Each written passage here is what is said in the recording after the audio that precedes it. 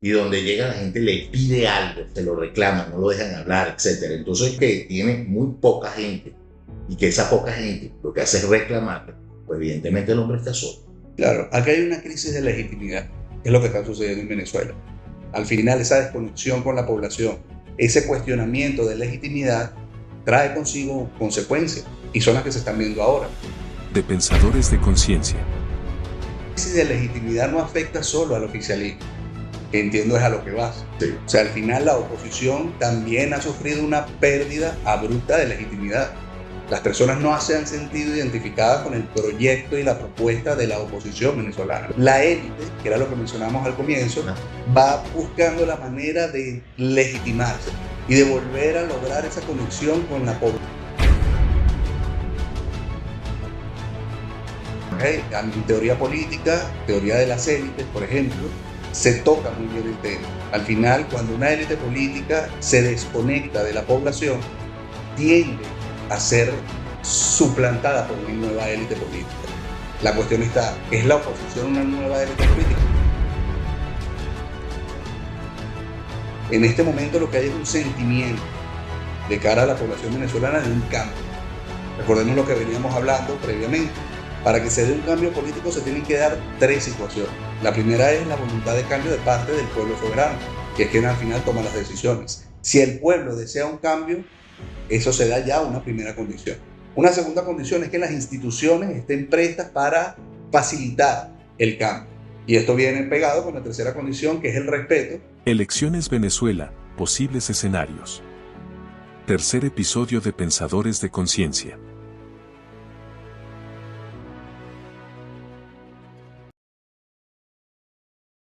Bienvenidos a Pensadores de Conciencia, reflexiones para un mundo mejor. Mi nombre es Kevin. Yo soy Félix. Y el día de hoy vamos a presentarles unas reflexiones y análisis sobre los posibles escenarios que se puedan dar en las próximas elecciones en Venezuela el próximo 28 de julio. Vamos a realizar un poco lo que es el capital político heredado por Maduro, por la muerte de Chávez, lo que arrastra todo este tiempo, si realmente lo sigue manteniendo, el capital político, en este caso de la oposición, y cuáles son los efectos en función de lo que vemos visualmente, según que no tenemos estadísticas y nadie las tiene. Efecto llamada, intenciones. Exacto. Entonces, bueno, nada, de materia.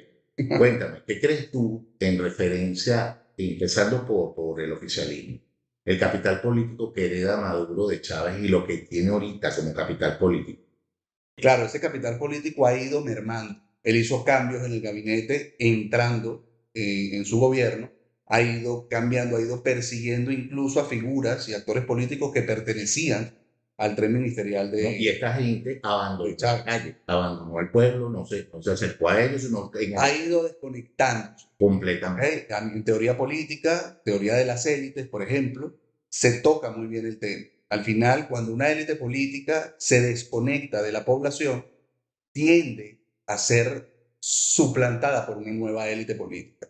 La cuestión está, ¿es la oposición una nueva élite política? Lo vamos a ver un poquito más adelante.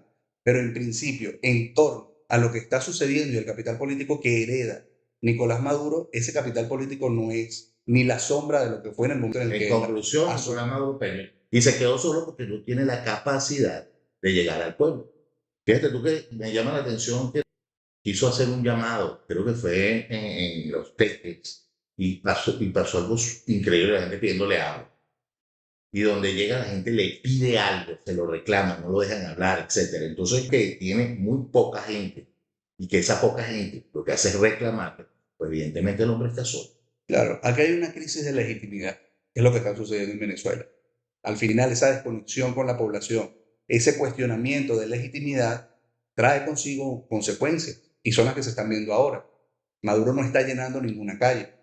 Hay partidos políticos que pertenecen al bloque de partidos que apoyan al partido de gobierno, que es denominado el Gran Polo Patriótico, que acaban de pronunciarse dándole la espalda a Nicolás Maduro y apoyando, a lo mejor no al mundo directamente, pero apoyando a otros candidatos. No, La crisis de legitimidad no afecta solo al oficialismo, que entiendo es a lo que vas. Sí. O sea, al final la oposición también ha sufrido una pérdida abrupta de legitimidad. Las personas no se han sentido identificadas con el proyecto y la propuesta de la oposición venezolana. La élite, que era lo que mencionamos al comienzo, va buscando la manera de legitimarse y de volver a lograr esa conexión con la población. ¿Qué pasa? No les está dando resultados. En este momento lo que hay es un sentimiento de cara a la población venezolana de un cambio. Recordemos lo que veníamos hablando previamente. Para que se dé un cambio político se tienen que dar tres situaciones. La primera es la voluntad de cambio de parte del pueblo soberano, que es quien al final toma las decisiones. Si el pueblo desea un cambio, eso se da ya una primera condición. Una segunda condición es que las instituciones estén prestas para facilitar el cambio. Y esto viene pegado con la tercera condición, que es el respeto hacia el Estado de Derecho. Si evaluamos punto por punto, nos podemos dar cuenta de algo muy interesante. El primer punto, El primer punto es el cambio, la voluntad de cambio. ¿existe? Por supuesto que sí, la población venezolana desea un cambio y lo ha expresado, no solamente ahora, lo viene expresando desde el 2015. Bueno, China siempre ha querido un cambio político. Cuba siempre ha querido tener un cambio político. La gente siempre ha querido un cambio, pero no se ha dado. Entonces, ¿qué motiva el cambio? Claro, No es la gente. por eso es que hablamos de tres Pasemos situaciones. al segundo. La segunda son las instituciones, y aquí entiendo perfectamente lo que me quieres decir. Las instituciones, entra también las Fuerzas Armadas, entra también las Fuerzas Policiales, todas aquellas instituciones que representan el monopolio de la violencia legítima del Estado.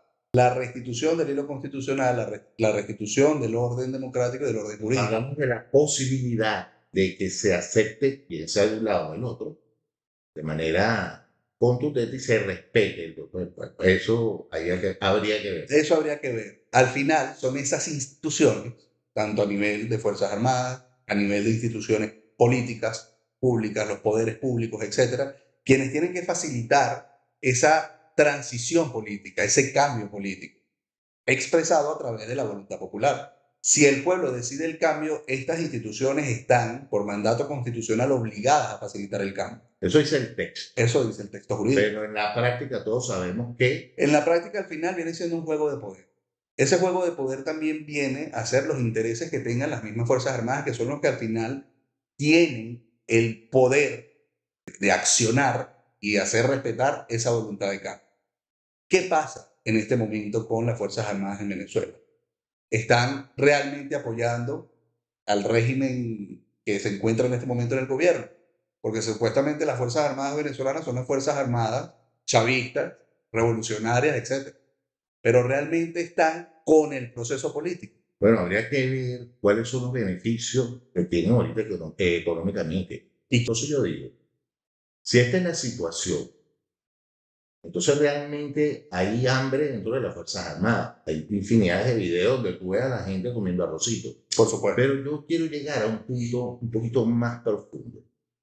Digamos que se respeta, hipotéticamente hablando, y según lo que se está viendo, que Maduro ya carece de capital político y que María Corina Machado, ayudando evidentemente al mundo que evidentemente no es un hombre que llame masas, y lo ayuda con este capital político, digamos que en números fáciles se ve que María Corina Machado va a hacer que el mundo llegue, Por supuesto. ¿verdad? Pero si llegase, ¿qué dirá? Eso son Yo tengo esta duda. Dime.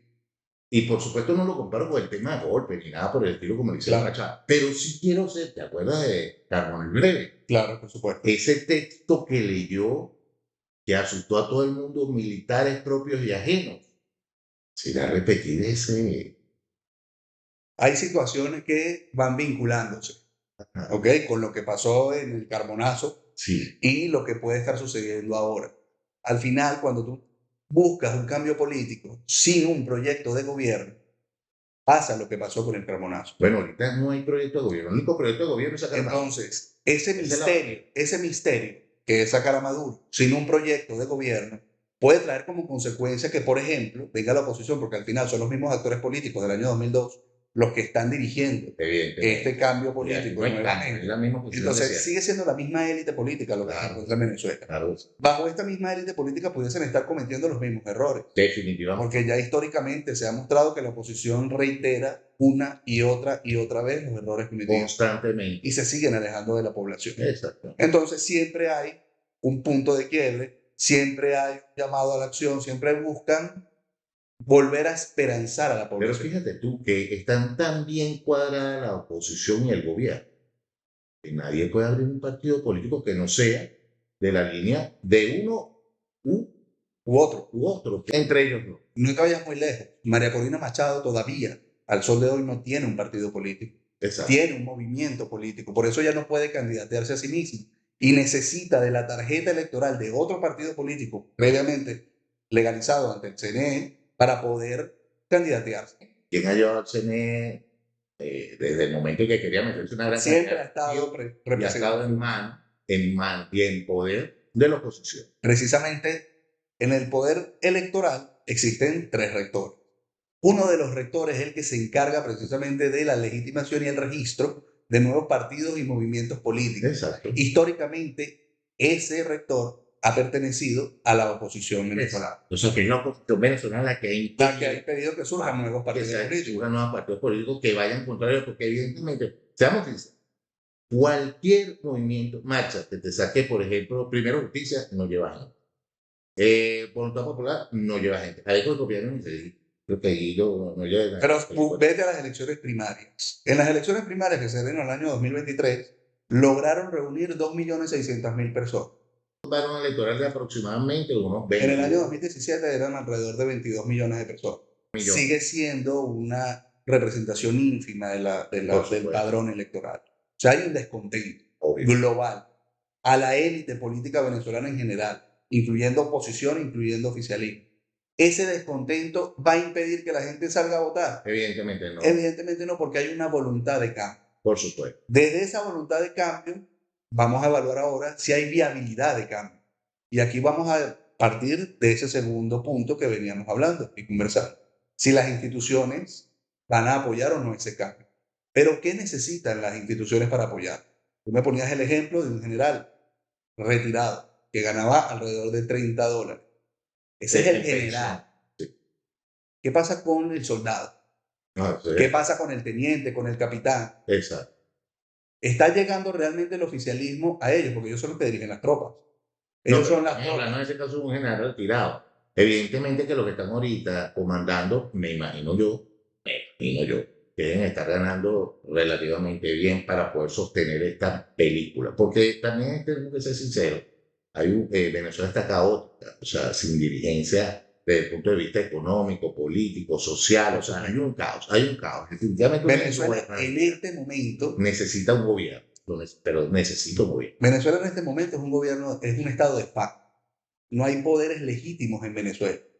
Recordemos que la asunción como presidente interino de Venezuela de Juan Guaidó en su momento, en el año 2019, vino precisamente por el desconocimiento vía jurisprudencial de la Sala Constitucional del Tribunal Supremo de Justicia en el exilio, de la ilegitimidad de Maduro y la anulación de las elecciones que lo dieron como presidente de la República. Eso es un tema que a mí me gustaría abordar en otro programa, porque realmente ahí hay la tela que cortar. Da para mucho. Sí. ¿Qué pasa con ese evento en concreto? Se ha demostrado precisamente que a partir de allí no hay instituciones legítimas. Y asumió la Asamblea Nacional con mayoría absoluta en 2015, que es la que lleva como presidente interino a Juan Guaidó en el año 2019, pero esa elección que fue en el año 2015 le da legitimidad y le da periodo de mandato hasta el año 2020. A partir de allí, a partir del año 2021 hay un caos. Hay un caos. No hay una institución que goce de legitimidad ni siquiera de legalidad. Claro, pero ahora volviendo al punto. Entonces Maduro está buscando la legitimidad. ¿Será por que supuesto, a eso digo. Le salió el tiro por la culata? Por supuesto que sí. ¿Qué pasa? Entonces, digamos, si le sale el tiro por la culata desde el punto de vista político. ¿Cuáles son los escenarios? ¿Cuáles serían los posibles escenarios? Por supuesto. La primera opción es que se den las elecciones. Entonces, en un escenario hipotético sabemos que si no gana y viene y engaña al pueblo. Si se dan las elecciones, Maduro pierde. Es evidente que Maduro sale derrotado en las elecciones. ¿Okay? Entonces, digamos que gana y autogana. Entonces, gana lo malo. En el momento en el que se dan esas elecciones, tiene dos opciones. O reconoce su derrota o se impone. Si se impone, ¿cómo queda la figura de Nicolás Maduro una vez más de cara a la elección, a la comunidad internacional y de cara a la legitimación se cae? Entonces, su intención de legitimarse a través de estas elecciones, ¿qué pasaría? Se pierde. Ese es el escenario 1, se dan las elecciones, él se impone. Escenario 2, él entrega y acepta la derrota. Supuestamente, por convenio, han establecido un periodo de 6 meses para lograr ese periodo de transición. ¿Qué es eso? Un perdón por los crímenes de lesa humanidad cometidos. No sabemos qué viene a partir de allí. Que allí pudiese también haber una molestia. Pudiese haber una molestia. Lo que se apruebe, que la gente está arrestada en la calle con la intención Si entrega, en este mismo supuesto, en donde él dice, bueno, acepto la derrota. Ajá. Aquí el tema, y mi temor personal no es tanto lo que suceda con Nicolás Maduro, es que haga la oposición venezolana tras la victoria de las elecciones, porque repetimos, vienen sin plan de gobierno, vienen sin una intención sino sacar a Maduro. ¿Qué pasa si Sí, ocurre un Carmonazo y quieren retroceder a la Constitución de 1961, que fue lo que hizo de hecho Carmona y en ese periodo? no, señor. Al final, ¿qué pasó en ese momento? Las mismas instituciones que lo habilitaron para que asumiera lo quitaron inmediatamente, Sí. precisamente porque se volvió loco. Y se volvió loco Carmona el Benedetto. Entonces, ¿puede pasar esto? Seguramente puede pasar. Es un escenario. Bajo ese supuesto, la crisis de gobernabilidad que pasaría a partir de ese momento es indescriptible. Indescriptible. Eso sería golpe tras golpe, tras golpe, tras golpe. No podemos llegar a ese momento. Ese es un segundo escenario. Un tercer escenario, que es el que tú decías, no se dan las elecciones. ¿Por qué no se darían las elecciones? Porque a Maduro no le conviene, porque él estaba buscando la legitimación. Claro. Entonces, si se impone, no se legitima. Si acepta la derrota, pues van por él, porque estamos hablando de quién es Nicolás Maduro. Y su grupo más cercano está siendo buscado por la justicia internacional. Que los entregan, y tienen boleta de recompensa. Claro. Entonces, al final, ¿le conviene entregar el poder? Evidentemente no. Sabemos que no. A lo mejor por eso está buscando ahora un diálogo con Estados Unidos. Exacto. A ver cómo puede evitarlo. Como siempre lo hace. Fíjate tú que esto siempre se practica. Viene un escenario, se nota que la cuestión está difícil, vamos a conversaciones con los Estados Unidos, de estas conversaciones está afuera la supuesta oposición, etcétera, etcétera, etcétera. Llama la atención ahorita que hay unos buques que llegaron recientemente de Rusia a Venezuela. ¿Por qué? Para demostrar aparentemente el apoyo con el régimen venezolano. Esto, recordemos que hace el año pasado, en el año 2023, hubo todo un tema en torno al Esequibo.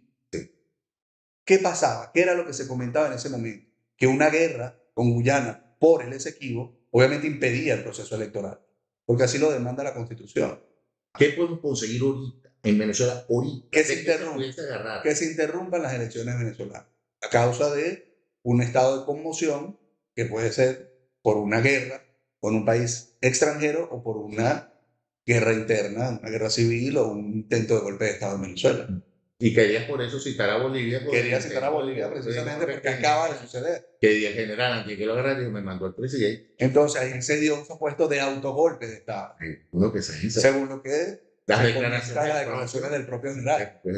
Bueno, entonces el escenario aún sigue estando sin claridad. Siguen dando ganando la oposición, el escenario está sin claridad, porque no sabemos con qué van a venir esta gente, qué se va a decir.